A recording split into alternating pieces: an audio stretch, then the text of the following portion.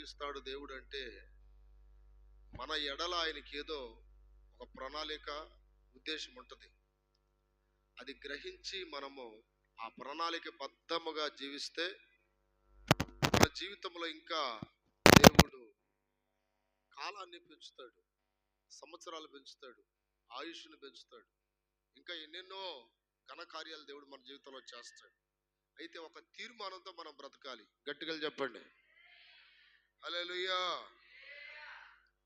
Bible గ్రంథములో ఒక రాజు ఉన్నాడు. ఈరోజు ఆ రాజు గురించి చెప్తాను నేను. పేరు హిజ్కియా రాజు.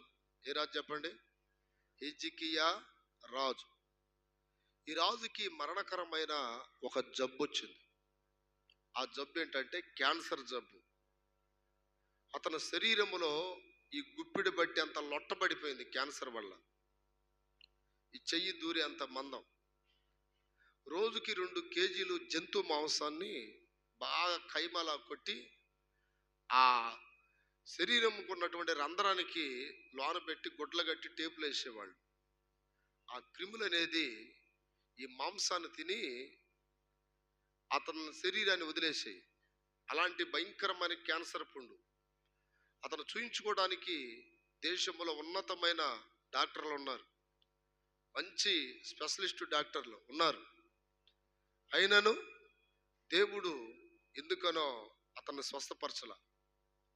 ఒక దినాన దేవుడు దైవజనుడిని పంపించి అంటున్నాడు, నువ్వు ఇక మరణం కాబోతున్నావు, చావబోతున్నావు, ఇక నీకు టైం లేదు, నీ ఇల్లు చక్కబెట్టుకో, నీ తర్వాత ఎవరు పరిపాలన చేయాలి, నీ తర్వాత ఎవరు రాజుగా ఉండాలి, నీ కుమారులలో కానీ నీ బంధువులలో కానీ ఒకరిని సెలెక్ట్ చేసుకో, తర్వాత రాజ్య పరిపాలనలో ఎలా ఉండాలని నువ్వు ఆశపడుతున్నావో అదంతా చెప్పు అని చెప్పినప్పుడు, నా ప్రియ బిడ్డలారా, దైవజనుడే వచ్చి మరణాన్ని అంటే మరణ ప్రకటన ప్రకటించిపోయాడు దైవజనుడు. వెంటనే నా మీద నీవు ఈ మరణ ప్రకటనను ప్రకటించి ఈ విధంగా మాట్లాడతావా అని దైవజనుడి మీద కోపళ్ళ. వెంటనే గోడ వైపు తిరిగి ఏడుస్తాడు. ఏడ్చి, ప్రభువా, నేను నీ దగ్గర ఎంత సత్యముగా ఉన్నాను, ఎంత యథార్థంగా ఉన్నాను, నా హృదయాన్ని నువ్వు ఎరిగిన వాడవు, ఎందుకు నన్ను అప్పుడే చంపేస్తావు, మరణానికి అప్పగిస్తావని దేవుని దగ్గర ఏడ్చినప్పుడు దేవుడు అంటున్నాడు, నీవు కన్నీళ్ళు విడుచుట చూచి తిని. గట్టిగా చెప్పండి, నీవు కన్నీళ్ళు విడుచుట చూచి తిని, నేను నీ ప్రార్థన అంగీకరించాను, నేను నిన్ను బాగు చేస్తాను. జాగ్రత్తగానండి. ఇప్పుడు మరణ ప్రకటన వచ్చినప్పుడు తాను ఏం చేయాలి? ఆ వార్త విని వెంటనే సేవకుడి మీద కోపడాల. 2 రాజుల గ్రంథం 20వ అధ్యాయం 5వ వాక్యం చదివితే, అప్రియమైన బిడ్డలారా, నీవు తిరిగి అంటే ఏ దైవజనుడైతే మరణ ప్రకటన ప్రకటించాడో అదే దైవజనుడికి మరలా చెప్తున్నాడు, నీ వెళ్ళి నా ప్రజలకి అధిపతి అయిన హిజ్కియా యొద్దకు పోయి అతనితో ఇట్లనము. హల్లెలూయా. అతనితో మైక్లో చదవండి, ఎవరు పాస్ట్కి దిత్తి వాళ్ళు చదవండి. గట్టిగా చెప్పండి, చేతులు ఎత్తరా. ఇంకోసారి చెప్పండి గట్టిగా, హల్లెలూయా. హల్లెలూయా అంటే అర్థం ఏంటి చెప్పండి? హల్లెలూయా అంటే అర్థం ఏంటి? హల్లెలూయా. ఇప్పుడు మీరు కోళ్ళు ఇట్లాంటి కోసేటప్పుడు ముస్లిమ్స్ హలాల్ చేస్తారు చూసారా? హలాల్ అంటే ఏంటి? బైబిల్ నుండి వచ్చిన పదమే అది. హలాల్ అంటే అర్థం ఏంటంటే దేవునికి నైవేద్యం పెట్టడం అని అర్థం. హల్లెలూయా అన్నా కూడా అర్థం అదే, ప్రభువుని స్తుతించండి. ఇప్పుడు ఎన్నిసార్లు స్తుతిస్తే అంత మంచిది. ఇప్పుడు చెప్పండి గట్టిగా, హల్లెలూయా, హల్లెలూయా. ఏమని రాయబడింది? నీవు తిరిగి నా ప్రజలకు అధిపతి అయిన హిజ్కియా యొద్దకు పోయి అతనితో ఇట్లనము,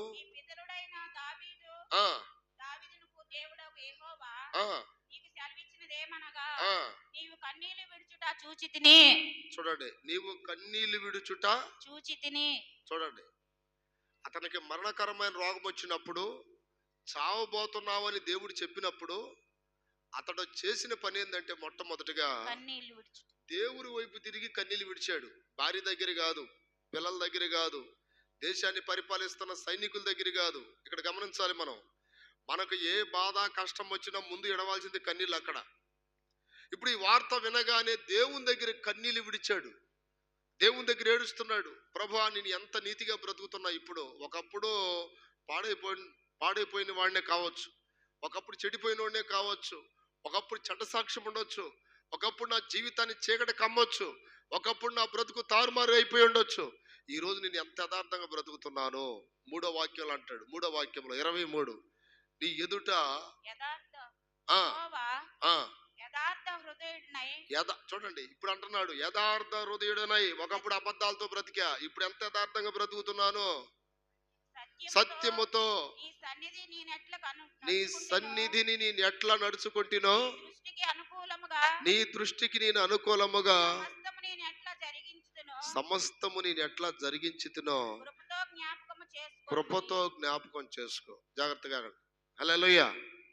ఇప్పుడు సావబోతున్నామని చెప్పినప్పుడు ఇక భార్య దగ్గరికి వచ్చి వాళ్ళ దగ్గరికి ఆడకుండా దేవుడి దగ్గరికి వచ్చి ఏడుస్తున్నాడు. నీ దగ్గర ఇప్పుడు ఎట్టున్నా నేను చెప్పు ప్రభువా. మనము కొన్ని సందర్భాల్లో మనుషుల దగ్గర నీతి నిరూపించుకోవాలనుకుంటాం.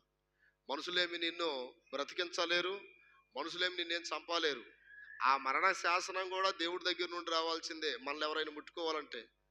ఇక్కడ చూడండి ఏమంటున్నాడంటే, నీ దగ్గర నేను ఎంత నీతిగా ఉన్నా, ఈ మధ్య ఎంత సత్యంగా ఉంటున్నా, ఎంత యథార్థంగా ఉంటున్నా, ఇదంతా నీకు తెలుసు కదా, అప్పుడే నన్ను ఎందుకు చంపేస్తావు అని ఏడ్చినప్పుడు ఆ మాట దేవుడికి నచ్చిందంట. దేవుడికి నచ్చినప్పుడు దేవుడు అంటున్నాడు, నీవు కన్నీళ్ళు విడుచుట నేను చూచితిని. గట్టిగా చెప్పండి. ఏం చూశాడు? కన్నీళ్ళు విడుచుట చూచితిని.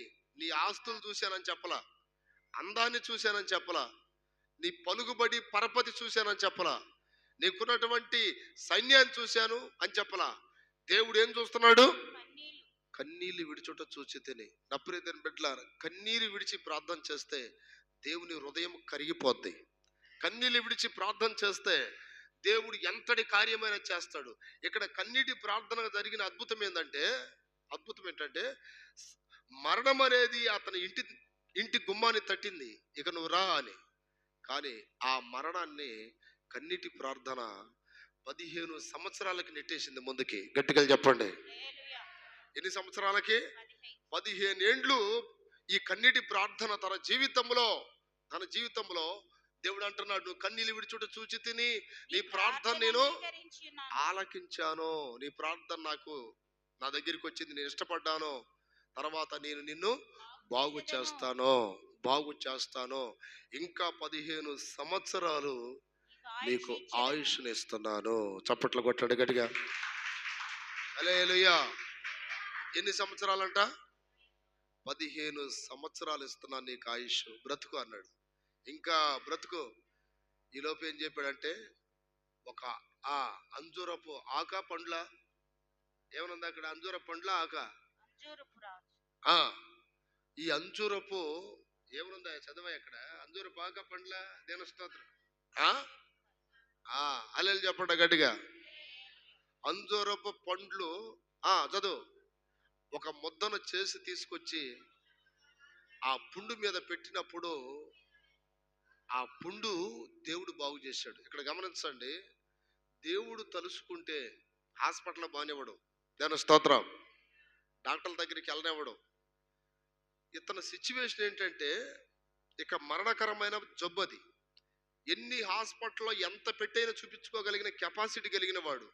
కానీ ఇంత జబ్బు ఎట్టబోయింది ఇతనికి? కేవలం కన్నీటి ప్రార్థన వలన. చాలా మంది మాకు రోగాలు వచ్చినాయి అయ్యా, మాకు జబ్బులు వచ్చినాయి అయ్యా, తగ్గట్లేదయ్యా అంటారు. మీ అందరూ చెప్పే ఒక చిన్న సూచన ఏంటంటే, కన్నీళ్ళు విడిచి ఎవరు లేనప్పుడు ఒంటరిగా ప్రార్థన చేయండి. అది ఏ జబ్బు అయినా సరే, ఏ రోగమైనా సరే, భయముగల దేవుడే బాగు చేస్తాడు. చప్పట్లు కొట్టాలి గట్టిగా. హల్లెలూయా. ఆ మధ్య నాకు ఈ 2 భాగాల్లో కిడ్నీలో రాళ్ళు వచ్చినాయి. దాని స్తోత్రం. నాకు అర్థమైపోయింది, కూర్చోలేకపోతాను, నిలబడలేకపోతాను, తగులుతా ఉన్నాయి అటు ఇటు చేయబెట్టినప్పుడు. వాస్తవాన్ని నేను హాస్పిటల్కి వెళ్ళను. దాని స్తోత్రం. దేవుడి మీద నమ్మకం నాకు ఎక్కువ. నాకు అర్థమైపోతుంది, కూర్చోలేకపోతాను, నిలబడలేకపోతున్నా. అట్టని పడుకోలేకపోతున్నాను. నేను దేవుడి దగ్గర ఒక వారం రోజులు ప్రార్థన చేశాను. ఒక వారం రోజులు బాగా ఎట్టంటే నా ప్రార్థన వేరుగా ఉంటుంది. హల్లెలూయా. ఎంత శక్తివంతంగా ప్రార్థన చేశానో దేవుడికి నాకు తెలుసు. ఆ తర్వాత ముందు ఈ భాగంలో బాగైంది, దేవుని స్తోత్రం. మరలా ఇంకొక వారం ప్రార్థన చేస్తే ఈ భాగం బాగైంది. ఇప్పుడు యేసు నామములో రాళ్ళు లేవు, ఏమి లేవు. చప్పట్లు కొట్టండి గట్టిగా. హల్లెలూయా. సమస్య వచ్చినప్పుడు కన్నీటి ప్రార్థన చేస్తే ఏదో ఒక మార్గం చూపిస్తాడు ఆయన. నువ్వు ప్రార్థన చేయకుండా పాస్టర్ గారు నా కోసం ప్రార్థన చేయండి అంటే, ఇక్కడ హిజ్కియా పాస్టర్ గారికి చెప్పి ప్రార్థన చేపిలా, ఆయనే ప్రార్థన చేశాడు. కొన్నిసార్లు మీరు మాకు చెప్తారు, ఓకే, చెప్పినప్పుడు మేము చేస్తాం, కానీ మీరు కూడా చేసుకోవాలి. మాకు అప్పగించేసి ఇక ఆయన ప్రార్థన చేస్తాడులే, అర్థమైంది, మనం ఎందుకు చేయాలి అనుకోమాకండి. మీరు ముందు మోకాలు ఉంచాలి. ఇప్పుడు హిజ్కియా రాజు లాంటోడే, రాజే. రాజు సహితం మోకాళ్ళ నుంచి దేవుడి వైపు తిరిగి కన్నీళ్లు విడిచి ప్రార్థన చేశాడు. సమస్య నాది ఇది ప్రభా, ఇదిగో ఈ సిచ్యువేషన్ ఆయన అని దేవుని దగ్గర ఏడ్చినప్పుడు, నీవు కన్నీళ్లు విడుచుట చూచి తిని నేను నీ ప్రార్థన అంగీకరించాను, నేను నిన్ను బాగు చేస్తాను. దేశంలో అందరు అడుగుతున్నారు బాగైన తర్వాత ఇతను ఏం చేస్తున్నాడంటే, బాగైన తర్వాత మందిరంలో కూర్చుంటున్నాడు. ఇక పోయి ఎక్కడ కూర్చుంటున్నాడు? మందిరంలో కూర్చుంటున్నాడు. వాళ్ళు వచ్చి అడుగుతున్నారు, లేస్తే పోయి మందిరంలో కూర్చుంటాం, రాజ్యము ఎన్ని చూసుకోవంటే, ఆగండ్రా, దేవుడి దగ్గర నేను ఒక తీర్మానం చేసుకున్నాను. ఏం చేసుకున్నాడంట? బాగుపడ్డాను, ఒక తీర్మానం చేసుకున్నాను. యెషయా గ్రంథం చదవండి. ఏం తీర్మానం చేసుకున్నాడు? నా బ్రతుకు కాలమంతా మందిరములో తంతి వాయిద్యములను వాయించేదను. చప్పట్లు కొట్టి గట్టిగా చెప్పండి. హల్లెలూయా. ఎక్కడ చదవండి, వాక్యం చెప్తున్న మాట 38:19 ఉంది. సజీవులు సజీవులే కదా నిన్ను స్తుతించుదురు, ఈ దినమున నేను సజీవుడనై నిన్ను స్తుతించుచున్నాను. హల్లెలూయా. తండ్రులు కుమారులకు నీ సత్యమును తెలియజేతురు, మన యెహోవా నన్ను రక్షించువాడు. ఆమేన్, ఆమేన్. ఏమన్నాడు ఇక్కడ? యెహోవా నన్ను రక్షించేవాడు. మన జీవిత దినములన్నీ యెహోవా మందిరములో తంతి వాయిద్యములు వాయిస్తాం. అంటే ఇది ఎట్లాంటి నేర్చుకున్నాడు. ఇక ఒక రాజు అయ్యుండి బాగుపడిన తర్వాత ఇక మందిరంలో ఏం నేర్చుకున్నాడు?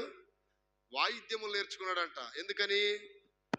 ఇప్పుడు నాకు చచ్చిపోయేవాడిని నన్ను బ్రతికించాడు కదా, పాడైపోయిన నా జీవితాన్ని బాగు చేశాడు కదా. ఇక జీవిత కాలం అంతా మందిరములో ఉండి తంతి వాయిద్యములు వాయిస్తాను అంటే అర్థం ఏంటంటే, రాజ్య పరిపాలన చేస్తూనే దేనికి ప్రాముఖ్యతనిస్తున్నాడు? దేవునికి. చాలా మంది బాగుపడేదాకా దేవుడు అంటారా? బాగుపడిన తర్వాత ఇక దేవుడు గుర్తురాడు వాళ్ళకి. నా ప్రియమైన బిడ్డలారా, ఈ రోజున ఒక తీర్మానం చేసుకుంటున్నాడు ఇతను. నా జీవిత కాలం అంతా, ఏమన్నాడు అక్కడ? జీవిత కాలం అంతా యెహోవా మందిరములో తంతి వాయిద్యములను వాయింతును. ఈ సంవత్సరం మీకు ఒక తీర్మానం కావాలి. జాగ్రత్తగా రండి. ఈ సంవత్సరం మీకేం కావాలి? ఒక తీర్మానం కావాలి. దేవుని స్తోత్రం. నిన్నెవరో తీర్మానాలు చేశారు, ఈ సంవత్సరం ఒక్క వారం కూడా నేను మిస్ అవ్వకూడదు మందిరంలో అని. హల్లెలూయా. అమ్మాయి మేరీ ఇప్పుడు నోటి వచ్చిన అమ్మాయి, దేవుని స్తోత్రం కలుగును గాక. ఒక తీర్మానం కావాలి. అర్థమైందా? ఏ ప్రార్థనకు నేను మిస్ అవ్వకూడదు. హల్లెలూయా. ఇంట్లో కూడా ఎప్పుడు ప్రార్థన చేయకుండా నేను అన్నం తినకూడదు, ప్రార్థన చేయకుండా నేను పడుకోకూడదు, ప్రార్థన చేయకుండా నేను బైకులు కానీ కార్లు కానీ తీయకూడదు, ప్రార్థన చేయకుండా నేను పనికి వెళ్ళకూడదు, వారంలో ఒక్క రోజైనా సరే నేను ఉపవాసం ఉంటాను. ఒక తీర్మానంలోకి రావాలి. ఈ తీర్మానం ఎక్కడ దాకా అంటే, అవసరం తీరేదాకా ఉండకూడదు మన తీర్మానాలు. కొంతమందికి ఇలాంటి బుద్ధి ఉంటుంది. దేవుడు కార్యం చేసేదాకేమో దేవుడా అంటారా, కార్యం జరిగిన తర్వాత, నేను చాలాసార్లు చెప్పాను ఆ కథ, మళ్ళీ చెప్తున్నా మీకు. దేవుని స్తోత్రం. ఒక నక్క దేవుడి దగ్గర మొక్కుబడి చేసుకుందంట. మొక్కుబడి చేసుకుంది. ఏంటి ఆ మొక్కుబడి? దేవుడా వర్షాలు బాగా కురిపించి తినటానికి చేపలు ఎండ్రకాయలు ఎట్లాంటి బాగా నీవు సమృద్ధిగా ఇస్తే నేను నీకు మొక్కుబడి ఒకటే చేసుకుంటానని. దేవుడు ఆ నక్క ప్రార్థన ఆలకించి దాని మొక్కుబడిని దేవుడు ఇష్టపడి బాగా వర్షాలు కురిపించి చేపలు ఎండ్రకాయలు అన్నీ కురిపించాడు. కురిపించిన తర్వాత అది బాగా తిన్నది. దేవుడు అంటున్నాడంట, సరే నేను నిన్ను తృప్తిపరిచా కదా, నా మొక్కుబడి సంగతి ఏంది అని అడిగితే నక్క ఉరుగుతా ఉందంట. దేవుడు వెనకాల పడుతున్నాడు, ఇది ఉరుగుతా ఉంది, నా మొక్కుబడేది నా మొక్కుబడేదని. అది పోయి ఒక బ్రహ్మదండి చెట్ల అంటే ఆ పొదలో తలకాయ పెట్టాలక ఒక ముళ్ళు వచ్చి దాన్ని కన్ను పొడిచేసి కన్నంతా గారిపోయింది.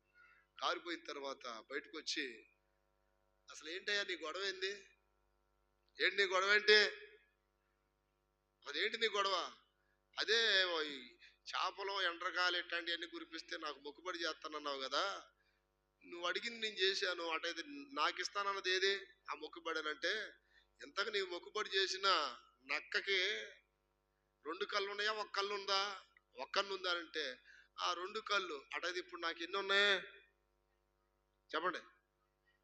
అది నక్క బుద్ధి అంటే. దాని స్తోత్రం. 2 కళ్ళు ఉన్నప్పుడు మొక్కుబడి చేసింది, ఇప్పుడు ఒక కన్ను పోయింది.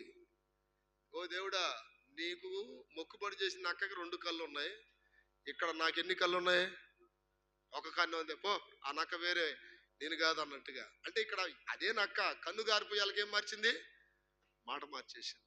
మన జీవితాలు అలా ఉండకూడదు. తీర్మానం చేసుకుంటే చావైన బ్రతుకైనా ఈ సంవత్సరం మొత్తం అదే తీర్మానంలో వెళ్ళాలి. గట్టిగా చెప్పండి, చెప్పాలి గట్టిగా.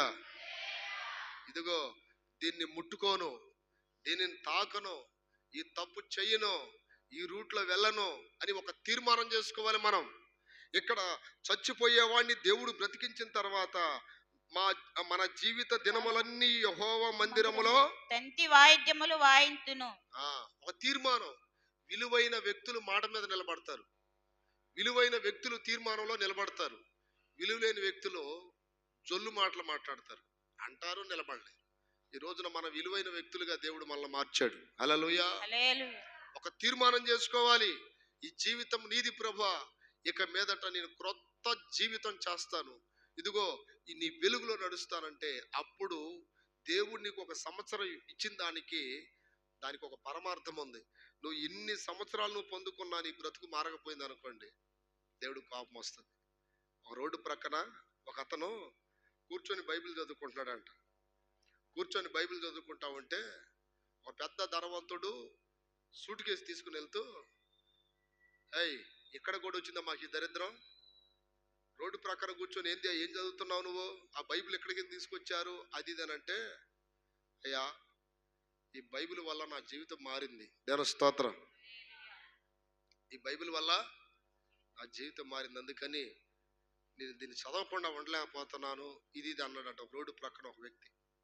ఈలోపు ఆ ధనవంతుడు, ఈ బైబిల్ ఇక్కడ చదవకూడదు, ఈ ఏరియాలో ఎక్కడ కనపడకూడదు అది ఇది అని అంటే, అది తర్వాత సంగతి కానీ ఇంతకు నేను ఎవరో తెలుసా అన్నాడట. నువ్వెవరో అయితే నాకెందుకు అది ఇదని మాట్లాడుతూ ఉంటే, ఒకప్పుడు నీలాంటి వాడిని అయ్యా, నేను కూడా నీలాంటి వాడినే, బైబిల్ పంచిన వాళ్ళని చంపేశాను, బైబిల్ కాల్ చేశాను, బైబిల్ చదివే వాళ్ళని హింసించాను, క్రైస్తవులని పాస్టర్లు ఎంతో మందిని చంపినోడు నేను, ఈరోజు నేను ఎవరో తెలుసు అసలుకి, ఆ దేవుడు నన్ను ఇలా మార్చేశాడు, ఇది పరిస్థితి అని చెప్పి అని ఏం చేశాడంటే, నువ్వు ధనవంతుడు అని అనుకుంటున్నావేమో, నేనెవరినో తెలుసా అని చెప్పి నాతో పాటు కొంచెం ఎక్కడి దాకా రా అన్నాడంట. ఎక్కడ దాకా అంటే అడవిలోకి. ఇప్పుడు మన కొండలు ఉన్నాయి చూసారా, ఒక 2 కిలోమీటర్లు నడిపించి ఎందుకు తీసుకెళ్తానున్నానంటే, కాదు ఒక విషయం చెప్తాను నీకు అన్నాడంట. 2 కిలోమీటర్లు దాటాడు, ఇంకో 2 కిలోమీటర్లు నడిపించాడు, 4 కిలోమీటర్లు అయింది. ఇంకెక్కడికి అన్నాడంట, ఇంకొక 2 కిలోమీటర్లు ఉంది, అక్కడికి వెళ్తే నేను ఎందుకు తీసుకెళ్తాను నీకు అర్థమైద్ది అన్నాడంట. దేవుని స్తోత్రం.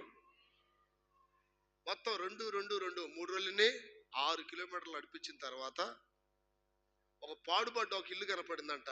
ఆ ఇంటికి 2 గదులు కనపడుతున్నాయి, ముందు ఒక గది, వెనక ఒక గది. మొదటి గదిలో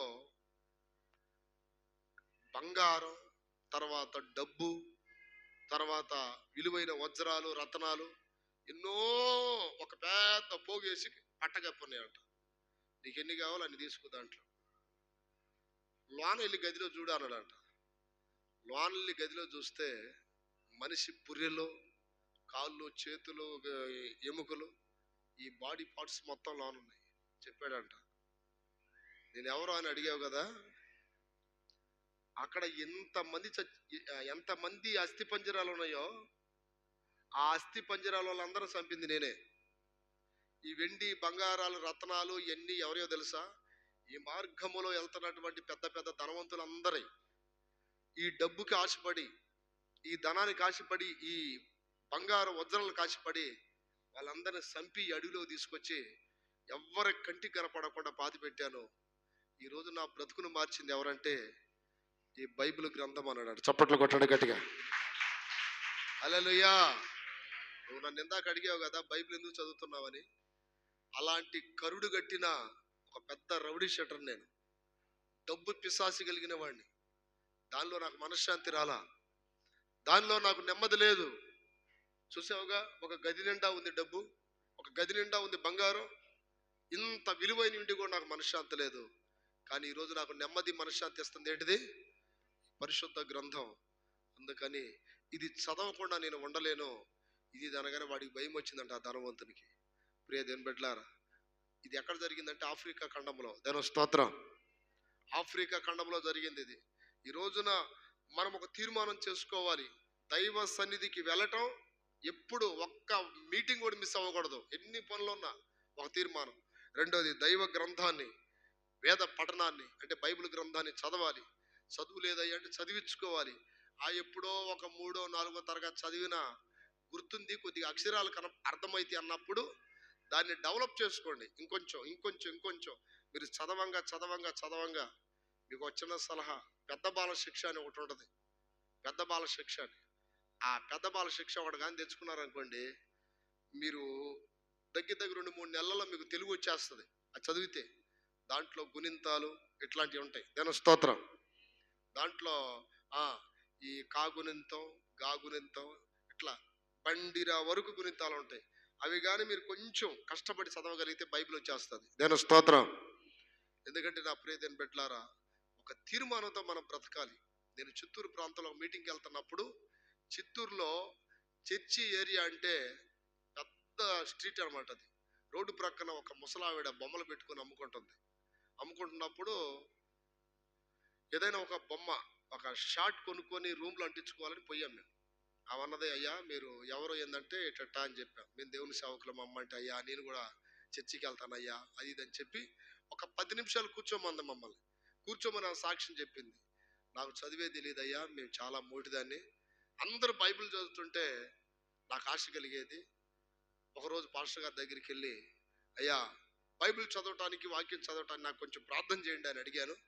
ఆయన అన్నాడు, ప్రార్థన చేసి ప్రయత్నం చేయి, దేవుడు ఖచ్చితంగా నీ ద్వారా బైబిల్ చదివిస్తాడు అన్నప్పుడు ఆయన నాకు రోజు ఈ చదువు గురించి చెప్పేవాడు. ఏలు ఈరోజు నేను ఎంత బాగా చదువుతాను, మీ చేతిలో బైబిల్ ఉంది కదా, ఒక్కసారి ఫలానా రెఫరెన్స్ అని చెప్పండి, నేను వెంటనే తీస్తాను అన్నది. నేను ఏం చేశానంటే టెస్టింగ్ కోసం ఫలానా రెఫరెన్స్ చదవమంటే ఆమె చదివినట్టుగా చదువుకున్న వాళ్ళు కూడా అంత స్పష్టంగా చదవలేకపోతున్నారు. నాకు అర్థమైపోయింది. ప్రయత్నం చేస్తే ఖచ్చితంగా దేవుడు సహాయము చేస్తాడు. చేతులు పైకెత్తుకుంటూ చెప్పాలి.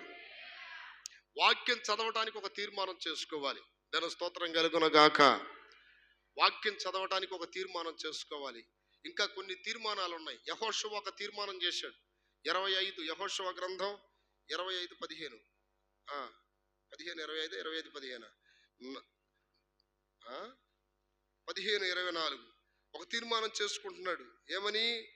నేను నా ఇంటి వారిని, గమనించండి, నేను నోటితో చెప్పాలి. నేను, గట్టిగా చెప్పండి అమ్మా, నేను నా ఇంటి వారు. దేవుని స్తోత్రం కలుగు. నోరయ్య అత్తట్లేదు వీళ్ళు చూడండి. హల్లెలూయా.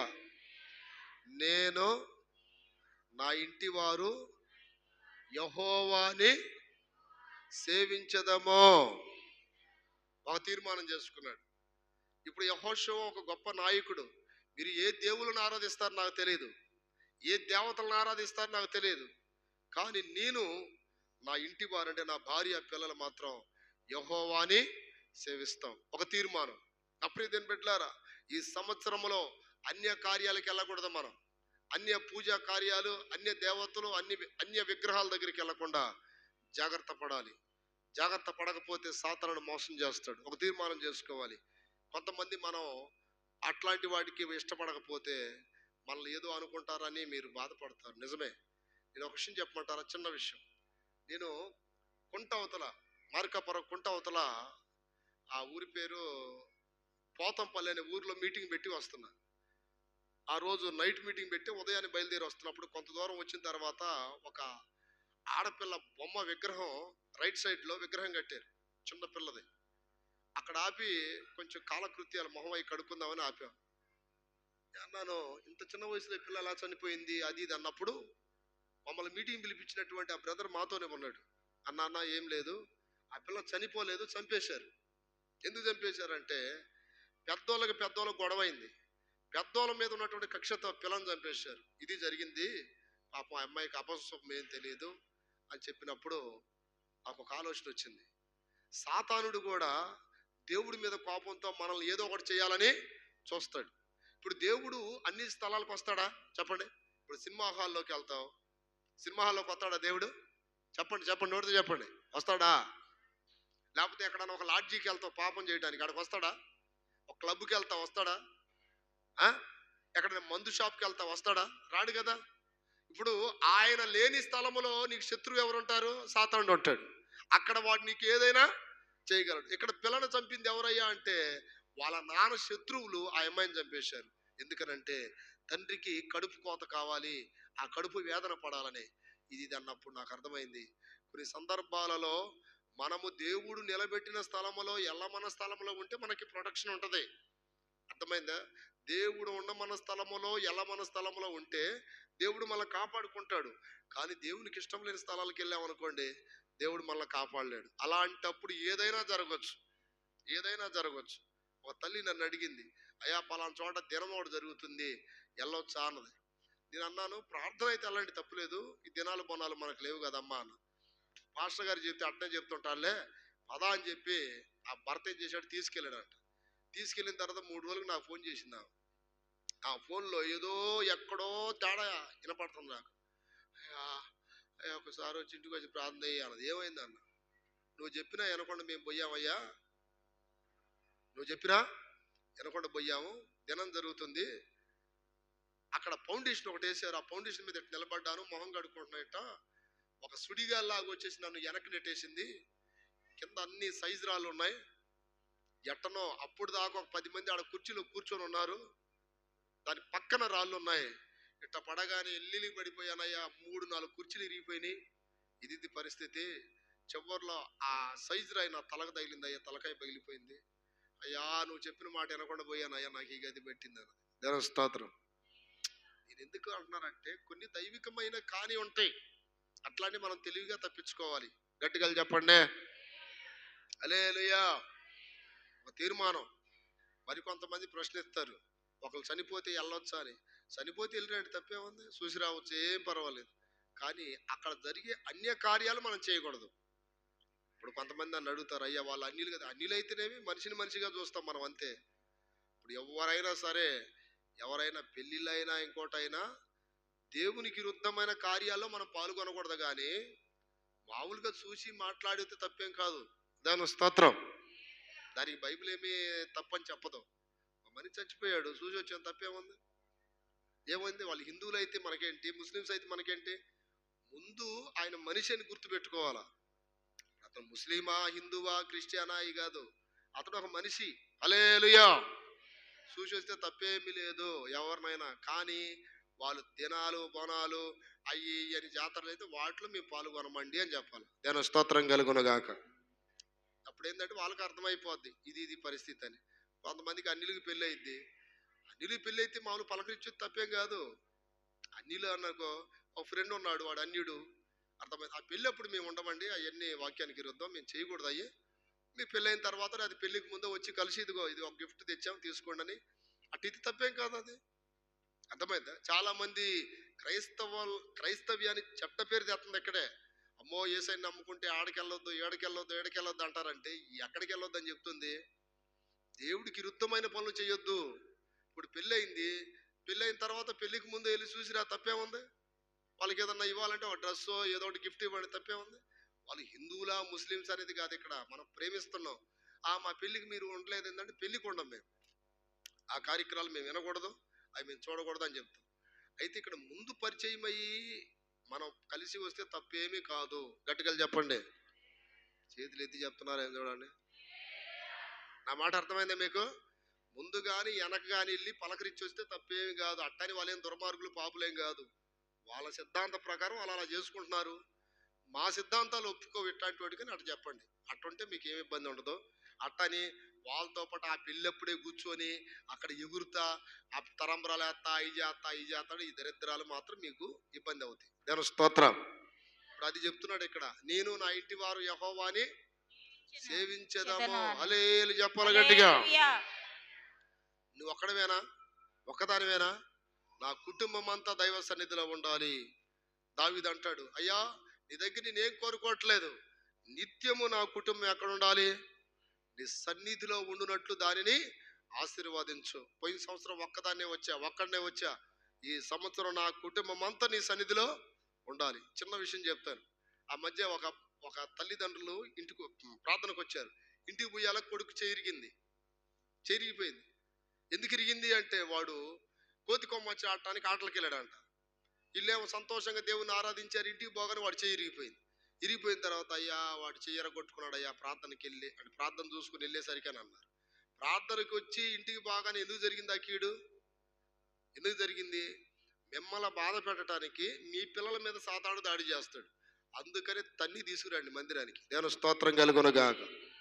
ఎందుకు? ఇంటి మొత్తం దైవ సన్నిధిలో ఉన్నారనుకోండి, వాళ్ళకేం కీడు జరగదు. ఈ పిల్లలు తెలివయ్యారు ఇప్పుడు ఈ మధ్య. అమ్మా నేను రాలేదు, నువ్వు వెళ్ళిరా అమ్మా, నేను వెళ్ళిరా అమ్మా. ఈ బుద్ధి లేని గాడిదికి ఈ తల్లికి తండ్రికి కూడా అర్థం కాదు. వాళ్ళు ఎందుకు ఎత్తనారు నాటకాలు అర్థం కాదు. ఏం చేస్తే అది గుడ్డిగా నమ్మేస్తారు. ఏ విషయంలో అయినా నమ్మండి కానీ భక్తి విషయంలో నమ్మకండి. దేవుని స్తోత్రం. ఒక ఇంటికి పోయినప్పుడు నేను విజిటింగ్ చేస్తున్నప్పుడు ఒక తండ్రి పిల్లోడిని కొడుతున్నాడు, ఒక 5 ఏళ్ళ పిల్లోడిని కొడతా ఉంటే, ఏమైంది ఏంది బ్రదర్ అని అడిగా. అన్న ఈ రోజు ప్రార్థన చేసి అన్నం తింటాడు, ఈరోజు ప్రార్థన చేయకుండా అన్నం అడుగుతున్నాడు, అందుకని మేము పెట్టట్లేదు, అందుకు ఎడుతున్నాడు అదని చెప్తే, మంచి ఆలోచనే కదండి. 5 ఏండ్లప్పుడే మొక్కను ఉంచుతున్నారు చూడండి భక్తిలో. రోజు ప్రార్థన చేస్తే వాడికి అన్నం పెట్టేది మేము. ఈరోజు ఏం చేయలే, వాడు ప్రార్థన చేయకుండా తింటున్నాడు. అందుకనే కొద్దిగా భయం చెప్తున్నాను అన్నాను. నిజంగా తల్లిదండ్రులు పిల్లల విషయంలో అంత బాధ్యత తీసుకుంటే ఆ పిల్లల మనసులో సాతానుడు చెడు విత్తనాలు విత్తడు. అందుకని కుటుంబం మొత్తం కూడా దైవ సన్నిధిలో కనపడాలి. దేవుని స్తోత్రం. పౌలు ఒక తీర్మానం చేశాడు, నా మట్టుకైతే బ్రతుకుట క్రీస్తే, చావైతే నాకు లాభం. అంటే ఇక నేను దేవుని కోసం బ్రతకాలి. పౌలు ఎవరండి? దోషకుడు, హింసకుడు, హానికరుడు. ఎంతో మంది దైవజనులను చంపేశాడు, సంఘాన్ని హింసించాడు, స్త్రీలని భయంకరంగా పాడు చేశాడు, జైల్లో వేశాడు. అలాంటి వ్యక్తి ఇప్పుడు ప్రభు దర్శించిన తర్వాత మార్పు చెంది అంటున్నాడు, నా మటుకైతే బ్రతుకుట క్రీస్తే, చావైతే లాభం. గట్టిగా చెప్పాలి. హల్లెలూయా.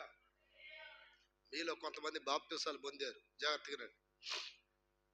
బాప్తిసం పొందిన తర్వాత సాతానుడు మిమ్మల్ని అంత తేలిగ్గా వదలడం, ఈ విషయాన్ని గుర్తుపెట్టుకోవాలి. అంత తేలిగ్గా వదలడం మిమ్మల్ని. వాడు ఏం చేస్తాడంటే ఏదో ఒక విధంగా మళ్ళీ పాత అలవాట్లకు తీసుకెళ్లాలని చూస్తాడు, పాత ఆలోచనలు కలుగు చేస్తాడు, మీ మనసులో డిస్కరేజ్ చేస్తాడు. ఎట్లా? నేను పుష్కిని ఎందుకు తీసుకున్నాను అనే తలంపులు తీసుకొస్తాడు. ఎందుకు రక్షణ పొందాను? నేను రక్షించబడినప్పుడు, రక్షణ పొందకముందు తిరణాలకు బోర్ణాలకు అన్నిటి తిరిగాను. రక్షించబడిన తర్వాత నేను పాత స్నేహితులకి, నాకు స్నేహితులు ఎవరున్నారు? ముస్లిమ్స్, నాయుళ్ళు, చౌదరీస్ ఉండేవాళ్ళు మా ఊర్లో. హల్లెలూయా.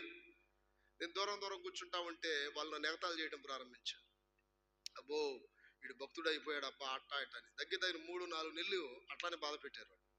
తర్వాత వాళ్ళకి అర్థమైంది, రే చిన్నవాడు నిజంగానే మారాడురా. దేవుని స్తోత్రం.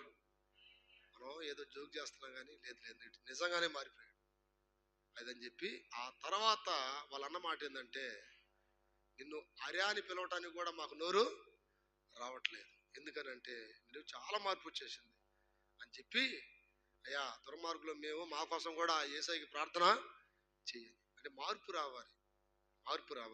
మనం ఏదో బాప్తిసం పొందాం ఇక డైరెక్ట్ దేవుని రాజ్యం వెళ్తాం అనుకో మాకండి. ఇప్పుడు పసిబిడ్డ ఉన్నాడు, ఆ పసిబిడ్డను కన్నారు, కన్న తర్వాత వాడికి ఏం చేయాలి? కొద్ది కాలం పాలు ఇవ్వాలి, పాలు ఇవ్వాలి, పాలు ఇవ్వాలి. పాలు తర్వాత మంచి బలమైన ఆహారం పెట్టాలి. వాడు పెద్దోడయ్యి తినగలిగి వాడికై వాడి పనులు చేసుకోగలిగినప్పుడు అప్పుడు స్వేచ్ఛగా వదిలేస్తారు.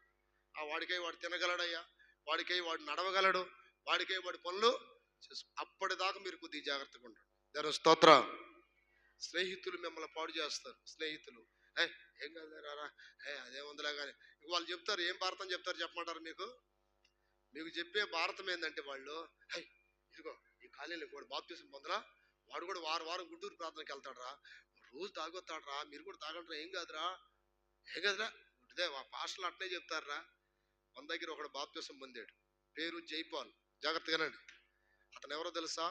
కార్పెంటర్ మేస్త్రి నర్సాపేటలో. జైపాల్ అన్న అని నా ప్రియమైన బిడ్డలా నేనే బాప్తిసం ఇచ్చింది.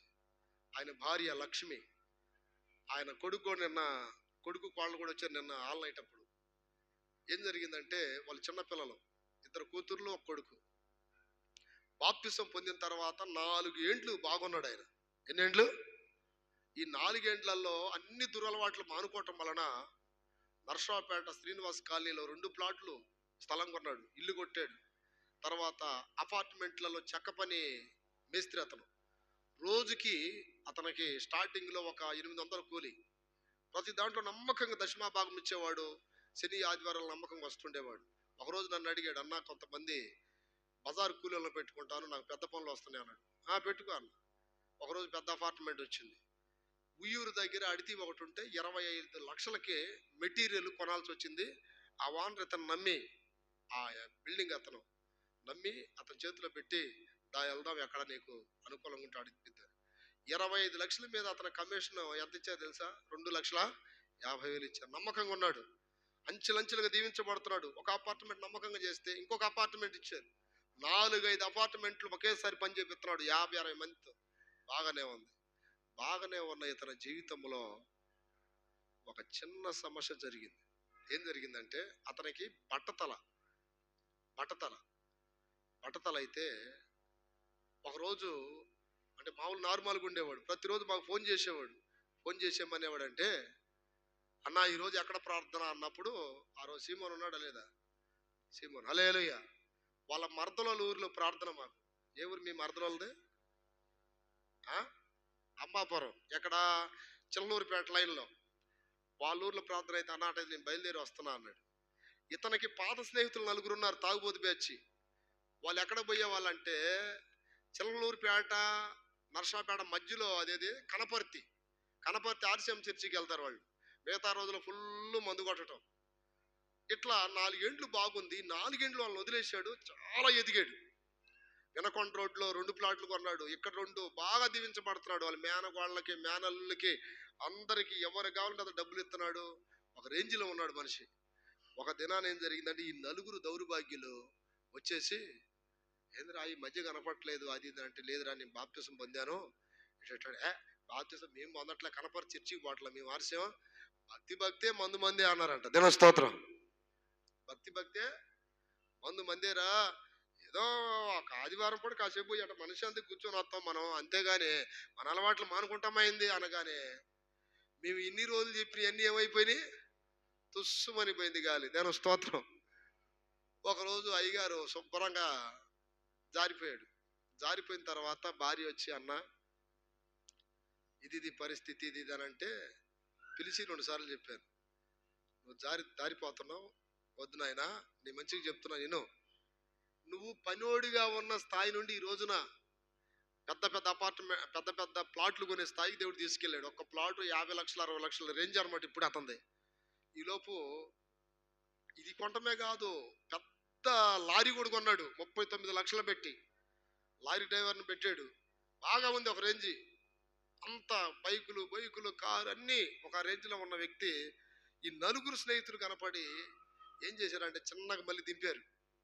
దింపిన తర్వాత మనోడు పట్టతాలని చెప్పా కదా, టిప్పు టాపు తెల్ల డ్రెస్ వేసుకొని వచ్చి నెత్తి మీద ఏం పెట్టాడు?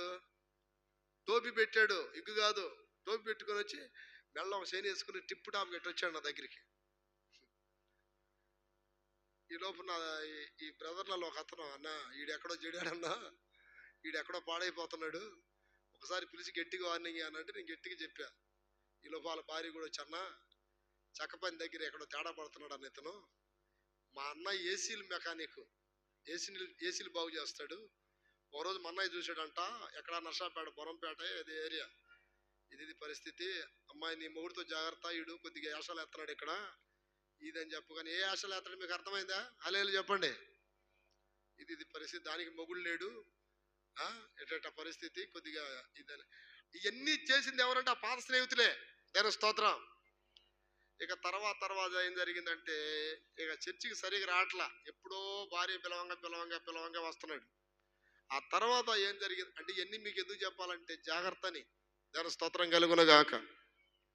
ఇక ఆ తర్వాత ఏం జరిగిందంటే, నా ప్రియమైన బిడ్డలారా, ఇక అయ్యగారు పూర్తిగా లోకంలోకి వెళ్ళిపోయాడు. నేను ఒక రోజు పిలిచి అసలు ఇట్ట పాడవటానికి గల కారణం ఏంటంటే ఏడుతా చెప్పాడు. అంటే వాళ్ళ నాన్న చచ్చిపోయాడు అనమాట. వాళ్ళ నాన్న చచ్చిపోతే సమాధి కార్యక్రమానికి వచ్చాడు. ఇది మన ఇటు వినకొండ బైపాస్లో ఒక పెద్ద బ్రిడ్జి పక్కన సమాధులు ఉంటాయి, ఐడియా ఉందా? ఆ సమాధుల దగ్గరికి భూస్థాపన చేయడానికి మేము వెళ్తే వచ్చాడు. ఏమిరా జైపాల ఎట్టయిపోయావు నువ్వు, ఏంది పరిస్థితి అని అంటే, ఇంకా వాళ్ళని తిడుతున్నాడు. ఎవరిని? ఆ నలుగురు స్నేహితుల్ని. ఈలోపు అయ్యగారి తాగి భోగి ఉండి సరిగా లారీని పట్టించుకోకపోతే వీళ్ళు ఇన్స్టాల్మెంట్లు తీసుకెళ్ళిపోయారు. ఈలోపు ఏమైందో మొత్తానికి ఆ లేబర్లకి డబ్బులన్నీ తీసుకొచ్చి ఎక్కడ పెడతారో తెలియదు. ఈ ప్లాట్లన్నీ అమ్ముడుపోయినాయి. అంటే అమ్ముడుపోవడం లాక్కున్నారు. తర్వాత భార్య అడ్డం తిరిగింది. ఇక నీతో నేను కాపురం చేయను నాయనా, నీ వల్ల మా పరువు పోయింది. ఇప్పుడు దాకా నువ్వు మంచిగా ఉన్నావు కాబట్టి నీ మాట నేను జమ దాటలేదు. అంత ముందులా కొట్టాలి తిట్టాలనుకుంటే ఈలోపు కొడుకు ఎక్కువ వచ్చాడు. వాడు మా అమ్మను కొడితే నిన్ను అట్టా ఎట్టని వాడు చెలరేగిపోయాడు. ఇక ఇదంతా అయిపోయిన తర్వాత భార్యాభర్తలు ఇడిపోయారు. ఇడిపోయిన తర్వాత ఇతను వాళ్ళ అమ్మా నాన్న దగ్గరికి పోయారు. వాళ్ళ నాన్న చచ్చిపోయాడు.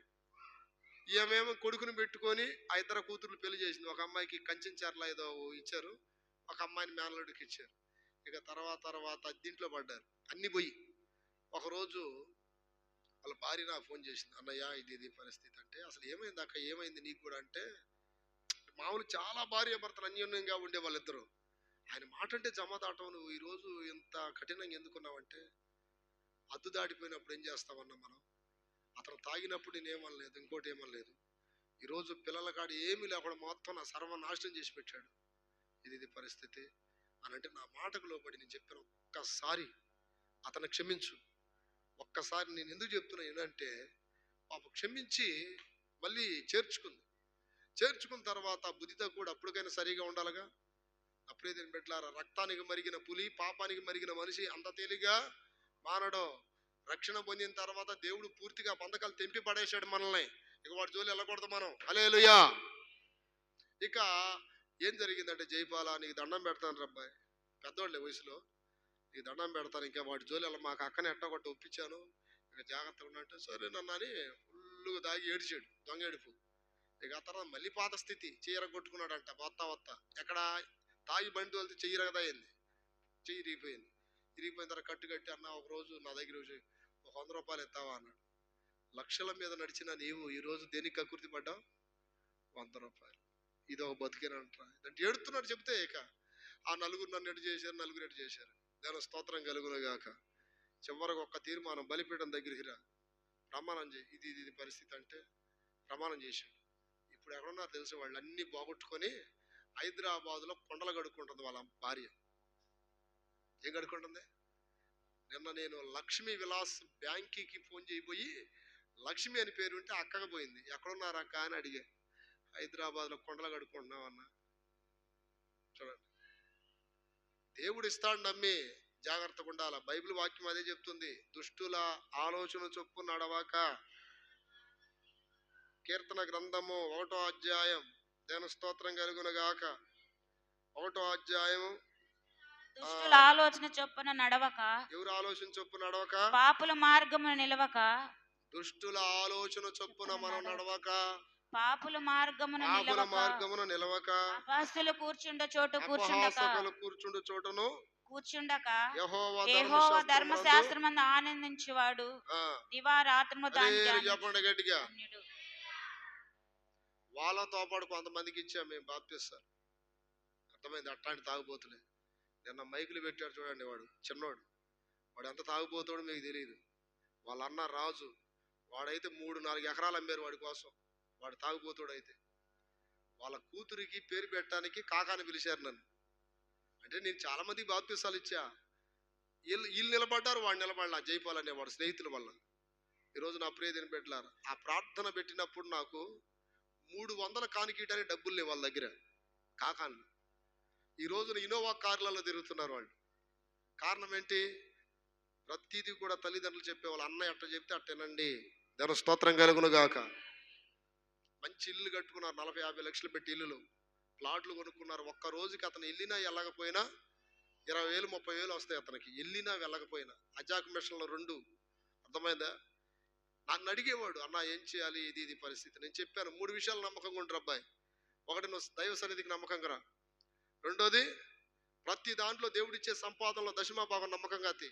స్టార్టింగ్లో అతనికి 2,000 వచ్చినాయి, 2,000 200 తీసాడు. దేవుని స్తోత్రం. నిన్న బాత కూడా ఒక సాక్ష్యం చెప్పాడు నాకు. ఏమనంటే, బండి కొద్దిగా ఏదో చక్రం అట్టి కదులుతుందని డబ్బులు తెచ్చుకోలేదంట, ఇంట్లో మర్చిపోయి. దశమాభాగం డబ్బులు ఖర్చు పెట్టాలని చెప్పి ఏం చేశాడంటే, ఆ దశమాభాగం డబ్బులు రిపేర్ చేయించుకొని, అన్న ఈ వారం అక్కడికి వస్తాడు కదా, ఆదివారం ఆడిద్దాంలే ఆ డబ్బులు అనుకుంటే, కరెక్ట్ సినిమా హాల్ దగ్గరికి వెళ్ళి కారు ఆగిపోయిందంట. దాని స్తోత్రం. నిన్న ఫోన్ చేసి బాధపడుతున్నాడు, దేవుడు సొమ్ము అమ్మో తినకూడదన్నా ఇట్ట. అయితే అట్లా ప్రతి సమయంలో చాలా ప్రతిదీ నన్ను అడిగేవాడు. ఏమడిగేవాడు తెలుసా? అన్న ఈ పనులు చేసుకోలేకపోతున్నా, ఏదన్నా మార్గం చెప్పండి అన్న. నువ్వేం చేయగలవంటే, ఈ జనాన్ని బొనాన్ని పెట్టుకుని పని చేయించుకోగలను అన్నాడు. అప్పుడు నేను అన్నాను, ఎట్లా అది స్టార్ట్ చేస్తావు నీ ఆలోచన అన్నప్పుడు, ఇప్పుడు రేకులు మేము అద్దెకి తీసుకొస్తున్నామన్నా, వాల్స్ పోస్తాం మేము, ఈ ఏంటి వాడు ఏమంటారు మురికాలకి వాల్స్ పోస్తున్నాం, ఇది అని చెప్పినప్పుడు, నా ప్రియతని బిడ్డలారా, ధైర్యం చాలట్లేదు నాకు, ఆ రేకులు కొనాలంటే డబ్బులు లేవు అది అన్నాడు. నేను చెప్పాను, పైన దేవుడు ఉన్నాడు, నీ వెనకాల సేవకులుగా మేము ఉన్నాం, ముందు స్టార్ట్ చేయాలి. అప్పుడు ఏమి లేదు అతని దగ్గర, ఈ మిల్లర్లు లేవు, అజాకులు లేవు, ఏం లేవు. అప్పుడు పిరంగిపురంలో 90,000కి ఆర్డర్ ఇచ్చాడు, ఏది రేకులు. దేవుని స్తోత్రం. నేను సలహా ఇచ్చిన వాళ్ళందరూ బాగుపడ్డారు ఇప్పటికి, హల్లెలూయా. ఆ రేకులు కొన్న తర్వాత రోజుకి దానికి ఎంతో అద్దెలు పోయాయి, అవన్నీ మిగిలినాయి. తర్వాత అన్న మిల్లర్ కొనాలన్నాడు, మిల్లర్లో కొన్నాడు. తర్వాత ట్రాక్టర్ కొనాలన్నాడు, ట్రాక్టర్ నిలబెట్టాడు దేవుడు. తర్వాత ఇంకా ఇది అజాక్ మిషన్, ఫస్ట్ అజాక్ మిషన్ కొన్నాడు. అజాక్ మిషన్లో దేవుడు దీవించాడు. ప్రతి దానిలో ఇప్పటికి ఈ రోజుకి నమ్మకంగా దశమ భాగం ఇస్తాడు. దేవుని స్తోత్రం కలుగును గాక. నెలకి 5-6 లక్షలు వస్తాయి అతనికి, హల్లెలూయా. ఇన్నిటిలో కూడా నమ్మకంగా దశమ భాగం ఎన్ని ఇస్తూ మళ్ళీ దేవుడికి ఏం దూరం అవుతాడా? ఒక్క వారం కూడా మిస్ అవ్వరు వాళ్ళు. చూసారుగా మీరు, వాళ్ళు కారు వేసుకొని వస్తుంటారు. నేను ఎక్కడన్నా మీటింగ్ అంటే చాలు, అన్న ఈరోజు ఏమైనా మీటింగ్ ఉందా అంటే, ఎంత దూరమైనా సరే వాళ్ళ సొంత ఖర్చులతో కారు తీసుకొచ్చి నన్ను తీసుకెళ్ళి మళ్ళీ తీసుకొస్తారు. గట్టిగా చెప్పండి. ఈరోజు మెడ్రాస్ ఉంది మీటింగ్ అంటే సార్, ఇక సరే నా పనులు ఎవరికొకరికి అప్పగించేసి వస్తాను. మన సూర్యాపేట, మొన్న అంతకుముందు రాజమండ్రి, తర్వాత వైజాగ్, ఎక్కడికైనా. ఎందుకు ఈ విషయాలు చెప్తున్నానంటే, దేవుడు మమ్మల్ని బాగు చేశాడు. మేము ఇప్పుడు ఎవరికి ఉపయోగపడాలి చెప్పండి? దేవుడికి ఉపయోగపడాలి. మొన్న 40 లక్షలు ఇల్లు కట్టి, అన్న టీవీ తెచ్చుకోవచ్చా అన్నాడు. నేను వద్దన్నా. 40 లక్షలు ఇంట్లో టీవీ లేదు తెలుసు వాళ్ళ ఇంట్లో. ఇప్పుడు 40 లక్షలు ఇంట్లో టీవీ లేదు. చెప్పారు, మా ఇంట్లో ఉందా అన్న. లేదన్నా, వద్దు, పాడైపోతారు, దానివల్ల అందరూ పాడైపోతారు, పిల్లలు జల్లలు అందరూ అన్న. సరేలే వద్దులే అన్నట్టు. 40 లక్షలు పెట్టి ఇల్లు కట్టి ఇంతవరకు టీవీ తెలియదు అతని ఇంట్లో. అంటే దాన్ని బట్టి అర్థం ఏంటి? ఎంతగా దేవుని సేవకులకు లోపడతారో మీరు అర్థం చేసుకోవాలి. దేవుని స్తోత్రం కలుగును గాక. నేను అన్నాను, అయ్యా నువ్వు వాక్యం చూస్తావు, నీ భార్య వాక్యం చూస్తుంది, నీ పిల్లలు ఏదైనా చూస్తే వాళ్ళ స్టైల్, వాళ్ళ విధానాలు మారిపోతే మీకు అంత అవసరమే లేదు, ఏదైనా చూసుకోండి, ఆ ఫోన్లో చూసుకోండి చాలే ఇది అన్నప్పుడు. సరేలే అన్నాను. 40 లక్షలు ఇల్లు కట్టి ఇంతవరకు టీవీ లేదు వాళ్ళ ఇంట్లో. ఇవన్నీ మీకు ఎందుకు చెప్తున్నానంటే, నా మాట విన్న వాళ్ళు అంత బాగుపడ్డారు, నా మాట విని బాగుపడి మళ్ళీ మనుషుల మాటని చెడిపోయారు కొంతమంది. దేవుని స్తోత్రం. అందుకే చెప్తున్నా, దుష్టుల ఆలోచన చొప్పున మనము నడవకూడదు. మీరు ఎక్కడికి వెళ్ళినా ఒక మార్పు వచ్చింది గమనించాలి. జనం మిమ్మల్ని రక్షించబడ్డారు, పిల్లలు చక్కగా ఉన్నారయ్యా, నిజంగా ఆ దేవుడు వాళ్ళు పట్టుకున్నాడని ఒక మంచి సాక్ష్యం తెచ్చుకోండి. ఎక్కడున్నా మేము మురిసిపోతాం. దేవుని స్తోత్రం. వాళ్ళే రక్షించబడ్డారు అదని మళ్ళీ పాత అలవాట్లకి పాత అలవాట్లకి అలవాట్లకి వెళ్ళమాకండి. హల్లెలూయా. ఓ తీర్మానం చేసుకొని పరిశుద్ధంగా బ్రతకండి.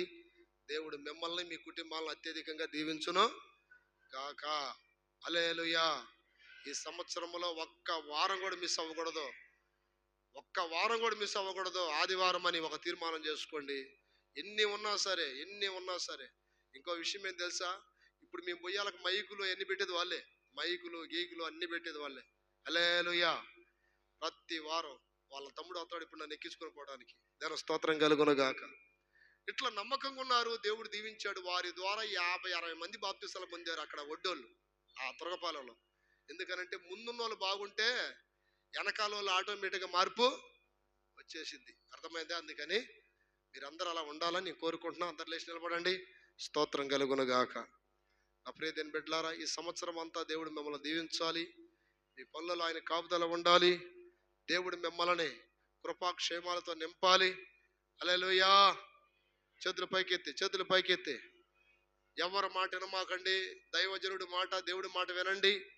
మీ కుటుంబాలు దీవించబడతాయి. ఇప్పుడు దాకా చీకట్లో ఉన్న మీ బ్రతుకులు వెలుగుగా మార్చబడతాయి. ఇప్పుడు దాకా దుఃఖములో ఉన్న మీ బ్రతుకులు ఆనందంగా మార్చబడతాయి.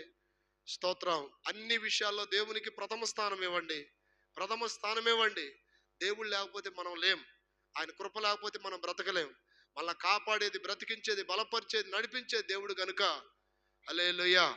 దేవుడే మనకు సహాయం చేస్తాడు. ఈ సంవత్సరం అంతా మనం ప్రభుత్వం ఉందాం. స్తోత్రం. ప్రార్థన చేయండి.